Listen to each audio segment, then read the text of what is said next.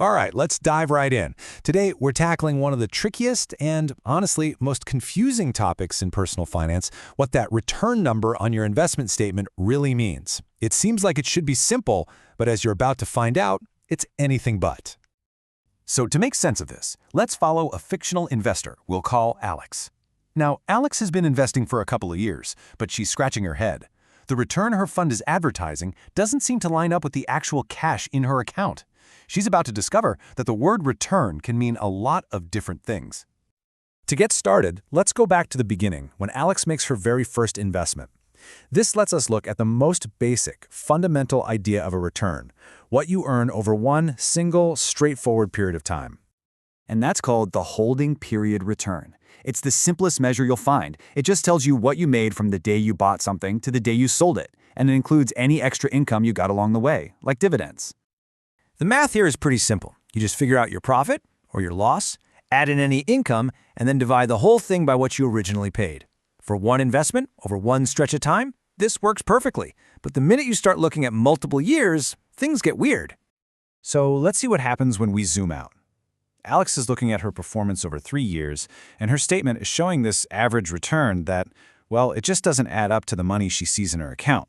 And this is a puzzle that trips up so many investors. Okay, so here are the actual numbers. Year 1 was brutal, a 50% loss. Ouch. But then she had 2 pretty strong years, with a 35% and a 27% gain. So when her fund reports its performance, it likes to highlight a nice, positive average return. And that number is 4%. This is just the simple average, what's known as the arithmetic mean. You just add up the returns, -50 plus 35 plus 27, and divide by 3. You get positive 4%. Doesn't sound too bad, right? Well, here's the twist. Alex logs into her account and, wait a minute, her balance is down. How is that possible if the average return was positive? This is where that simple average can be so misleading. The hard reality is that her money is actually down over 14%. If she started with 100 euros, she'd only have about 85-70 left. Why? Because that simple average totally ignores the impact of compounding. That massive 50% drop in year 1 meant the gains in the following years were working off a much smaller base. So is there a better way to look at this? A more honest number? Absolutely. It's called the geometric mean. This method actually accounts for the effect of compounding. It tells you the real steady growth rate your money experienced. And for Alex, that number is actually -5% a year, a much truer picture of what happened. So let's just put these side by side. The arithmetic mean, it's simple, but it ignores compounding and can make performance look better than it is. The geometric mean is the one that reflects your actual portfolio growth. It's the number that tells you if your wealth really grew or shrank over time. Okay, so just as Alex is getting her head around that whole idea, boom, a new puzzle. She invested some more money last year, and now she's noticed that her own personal return for the year is totally different from the fund's official performance number. What is going on? This quote from the CFA Institute really nails it. Think about it. A fund manager's performance shouldn't get a boost or a penalty just because investors like Alex decide to put more money in or take some out, right? Their skills should be judged separately. And that's why we have 2 different ways to measure this. The money-weighted return is your personal number.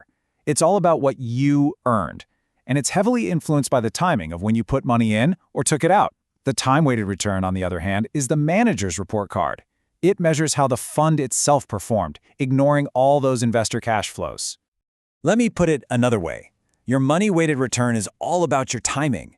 If you get lucky and add a big chunk of cash right before the market soars, your personal return will look amazing. But if your timing is unlucky and you invest right before a dip, your return will be way worse than the fund's official time-weighted number. All right, so Alex is feeling empowered now. She's got this. She's ready to compare her fund against some others. But, of course, there's another hurdle. She sees one fund reporting its return over the last 100 days, another over the past 6 months. You can't compare those directly. It's like comparing apples and, well, oranges. And the fix for this is a simple concept called annualization. All it does is take those returns from different time periods and converts them all into an equivalent yearly rate. It puts everything on a level playing field so you can make a fair apples-to-apples comparison. Okay, we've covered a lot of the technical stuff. But now we get to the question that, let's be honest, is the one we all really care about. When you see that big headline return number, what do you actually get to keep? So let's imagine a fund proudly announces a 10% gross return. That's our starting line. It's the big, shiny number the fund's investments generated before anyone takes a slice. But you don't get to keep all of that, not even close. First up, the fund has to pay its bills. Management fees, administrative costs, those get taken out first. And just like that, our 10% is down to 8.5%. This is the net return. It's a much more realistic number of what the fund earned for you. But we're not done yet. Oh yeah. Unless your money is in a special tax-sheltered account, the tax man is gonna come knocking. You'll owe taxes on any dividends or profits you've made. Poof, there goes another chunk. Now we're down to a 6% after-tax return.